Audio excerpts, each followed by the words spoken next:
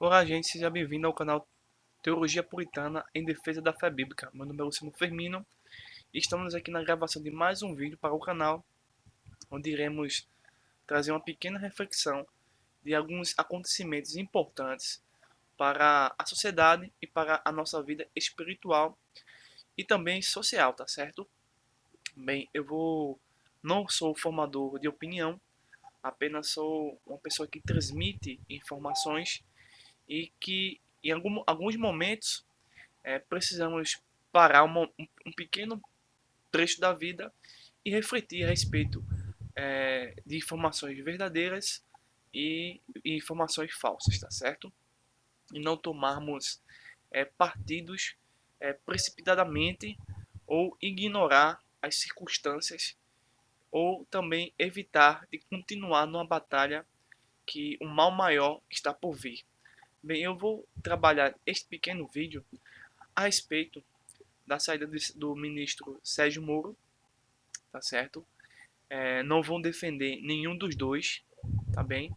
Nenhuma das duas decisões, apenas vi esse cenário como um confronto entre, metaforicamente falando, entre o Batman e o Superman. Ambos muito importantes no combate à injustiça e no estabelecimento da própria justiça, mas influenciados por forças exteriores, externas às suas ações, eles acabaram, em alguns momentos das histórias em quadrinhos, é, se confrontando um contra o outro. Às vezes Batman ganhava e às vezes Superman ganhava. Mas ambos sempre foram, inicialmente, heróis da justiça que precisavam defender a sua cidade, né? Mas sabemos que todo herói tem um inimigo e não é diferente no mundo real. Mas é justamente isso que está acontecendo. Estamos criando primeiramente uma guerra civil e depois saindo do objetivo principal, que é, na verdade, acabar com os partidos de esquerda, combater o socialismo, evitar o marxismo e essas correntes de pensamento que, de vez ou outra, vem é, destruindo tudo o que está na sociedade. Então, vamos tentar aqui refletir. Eu vou trazer dois textos que fazem realmente referência a essa circunstância, um mais diretamente e o outro indiretamente, tá bem? Como eu disse, eu não vou formar a opinião de ninguém e muito menos ficar exatamente é, a favor de um ou negar outro. Ao contrário, devemos ficar sempre próximo da verdade, independente se essa verdade doa ou não em nossos corações, tá certo? O primeiro trecho que eu vou mostrar aqui a vocês pronto, foi muito noticiado, né? É de se esperar que a própria esquerda, a Globo e outras emissoras, né, que foram vendidas a esse sistema demoníaco, venham se beneficiar com a saída do ministro Sérgio Moro, né? Isso. Mas eu até faço uma pergunta: será que isso foi bom para o conservadorismo ou foi ruim? Será que a esquerda está achando bom ou está achando ruim? A esquerda perdeu algo? Eu acredito que não, né? Não nesse caso, mas nós perdemos muita coisa. E depois, querendo ou não, todos erramos, né? E um bom instrutor, um bom líder, ele não corrige em público, e sim em particular, orienta, disciplina, auxilia, serve, não é isso? Então ele tem todas essas tarefas e atribuições que algumas pessoas, infelizmente, não conseguem executar. Bem, eu achei um texto interessante do pastor Frank Ferreira. Ele é um grande escritor de temas políticos. Eu achei muito interessante esse e também esse texto, e também ele foi muito contundente. Deixa eu aqui aumentar mais o zoom, né? Pra vocês poderem ver. Foi muito contundente no que ele escreveu, porque poucos conseguiram retratar a realidade. Bem, diz assim: sobre a saída de Sérgio Moro do governo Bolsonaro, com a demissão de Maurício Varejo do comando da Polícia Federal, determinada pelo presidente Jair Bolsonaro, o ex-juiz federal Sérgio Moro pediu demissão do Ministério da Justiça e Segurança Pública. A demissão de Varejo é o clímax de uma série de ações do governo federal que caminham na contramão do apoio prometido à Operação Lava Jato, entre outros.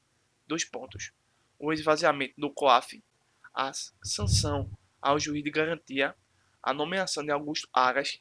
Para quem não sabe, Augusto Aras foi nomeado a partir de Bolsonaro. E Augusto Aras é um socialista.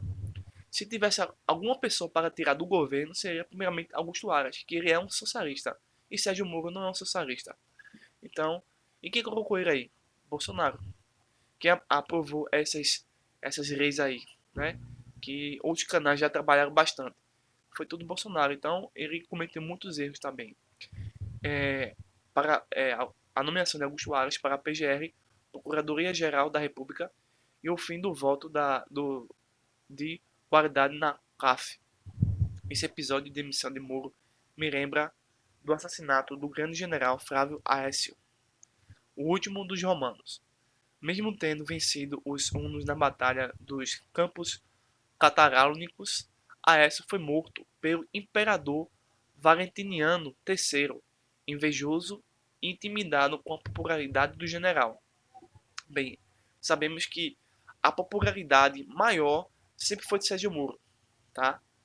Sempre foi, até por causa da sua grande da sua grande guerra para colocar o ex-presidente Inácio na cadeia, né? Ele foi o único que conseguiu fazer isso como juiz federal, né?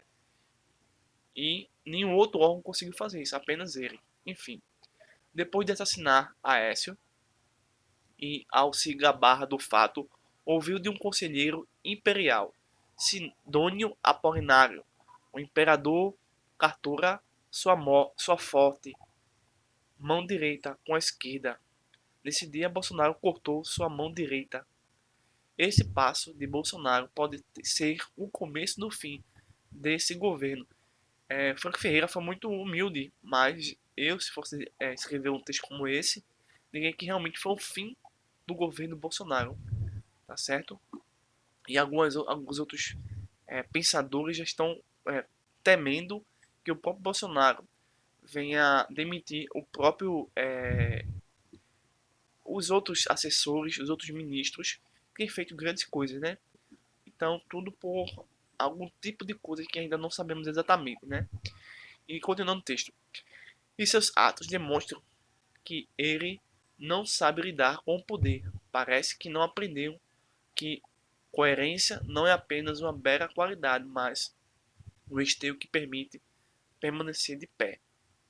Então, um texto que por si só fala tudo, tá certo? Então, desde já, aqui já seria o começo e o fim desse pequeno vídeo sobre esse tema, mas tem um outro texto que eu trago para vocês, que é A Arte da Guerra, de Sun Tzu.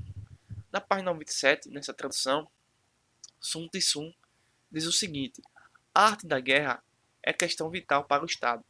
É um âmbito onde a vida e a morte são fundamentadas. Um caminho que leva à aniquilação ou determina a sobrevivência. Deve ser examinada com cuidado e nunca negligenciada. Deixa eu ampliar aqui um pouco. Então, a única forma para prever o resultado de uma guerra é analisar a situação com base em 5 fatores. Aí vai dar 5 fatores: o tal, o caminho, o clímax, a terra, o líder e o método. Então, por si só, o governo Bolsonaro, através desse ato, tá certo? Ele perdeu o caminho. E nesse quesito, o livro A Arte da Guerra diz sobre o caminho. Várias mentes com um único ideal. O caminho se faz, o pensamento do povo está em completa harmonia com o de seus governantes, levando-o a segui-los para viver ou para morrer, sem temer nenhum dos riscos.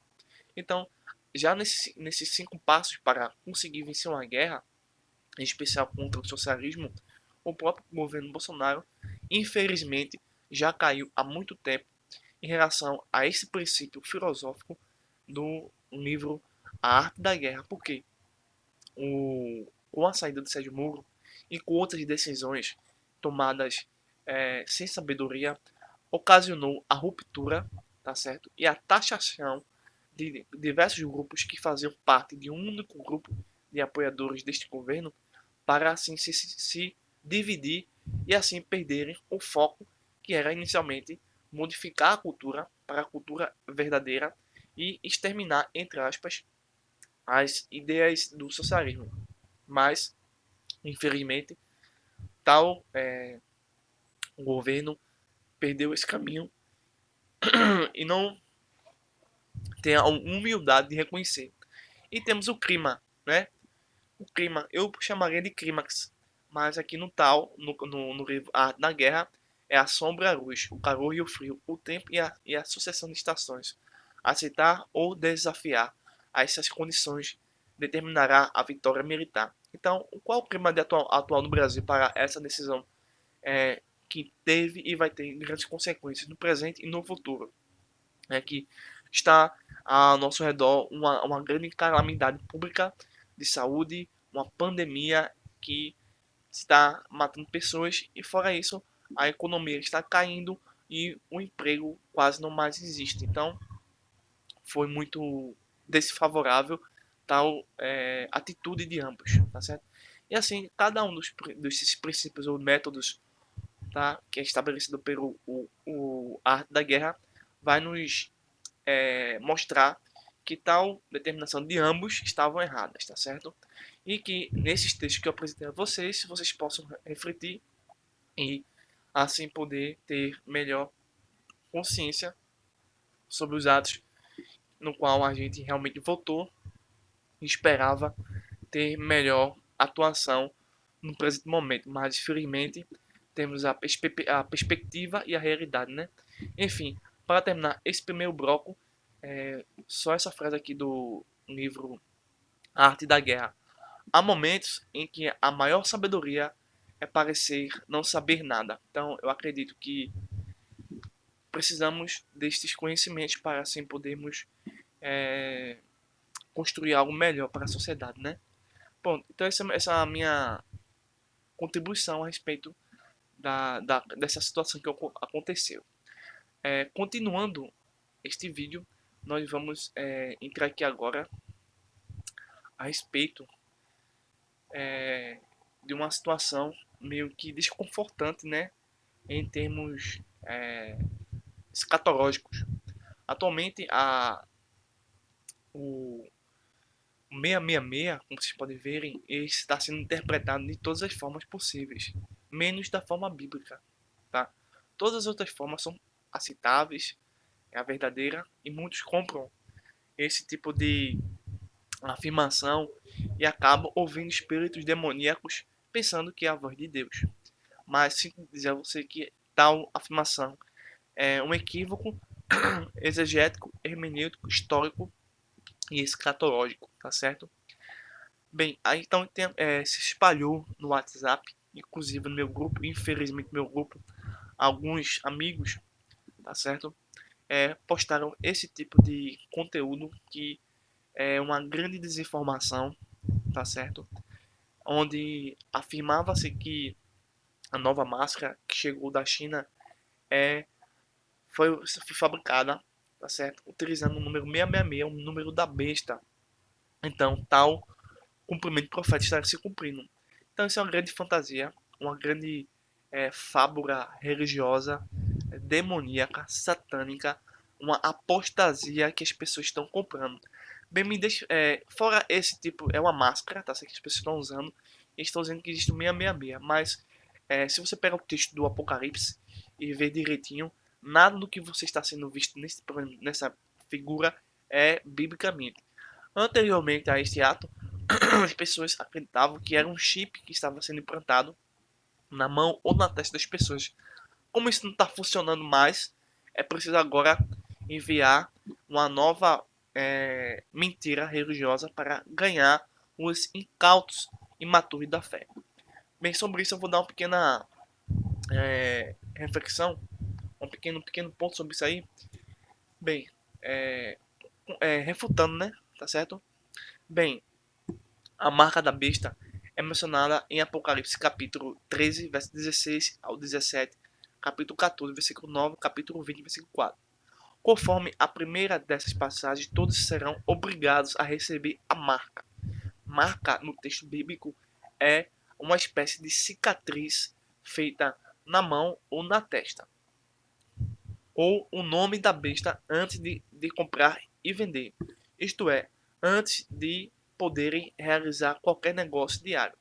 Todas as transações particulares e públicas exigirão que ambas as partes envolvidas tenham essa marca. Quem não a não tiver estará sujeito a grande dificuldade e perseguição. A marca identificará aqueles que adorarão e seguirão o anticristo. A marca será um símbolo do imenso poder e de autoridade mundial da besta. Bem, devemos deixar a Bíblia interpretar e definir a cultura e a tecnologia. Cultura e tecnologia não devem definir e interpretar a Bíblia, certo? Bem, a própria Bíblia não interpreta o número 666. Por que a Bíblia não interpreta o número 666? Sabe por quê? Porque é, esta marca será dentro do período da grande tribulação. As únicas pessoas capazes de conhecer e saber o que realmente é este número 666, esta simbologia, este código escatológico, são os que estiverem na grande tribulação, porque a igreja não está mais na grande tribulação, ela foi arrebatada antes. São os que estão dentro da grande tribulação. Então a igreja não foi arrebatada, tá certo? Não estamos na grande tribulação, que é um período de 7 anos. Só os que estiverem dentro da grande tribulação poderão conhecer a marca da besta. A marca que o apóstolo João utilizou para referir-se a essa marca futura era uma marca que os escravos ou adoradores do Império Romano ou do Imperador Romano recebiam em forma de pergaminho, tá certo? Não só havia a marca como algo cortante que fazia uma cicatriz no seu corpo, mas também era uma espécie de pergaminho que as pessoas escravas, adoradores de algum semideus, em especial do imperador romano, recebiam e importavam na sua mão direita como a marca que servia para adorar aquele homem que estava aqui na Terra, tá certo? Um dos imperadores. Então, nada historicamente falando contribui para esta afirmação que as pessoas estão aí espalhando. Com certeza, infelizmente, muitas pessoas acabaram acreditando nisso. E até tem por falta de conhecimento ou por ignorância ou até mesmo por rejeição das escrituras. Então, este meu vídeo termina aqui respondendo e contribuindo sobre duas grandes questões que aconteceram nessas semanas e que nós devemos estar de olhos abertos para não podermos cair nas armadilhas do inimigo, tá certo? Então, esperamos que tudo isso passe e que nós podemos aí meditar cada vez mais nas escrituras sagradas. E desde já peço a você, se você não é inscrito no nosso canal, se inscreva, deixe seu like, compartilhe este vídeo. Se você não acredita nas nossas opiniões, se você duvida de alguma coisa, deixe um comentário e que a gente vai poder conversar, tá? E compartilhar, assim que possível, nosso conhecimento. Forte abraço a todos e até o próximo vídeo.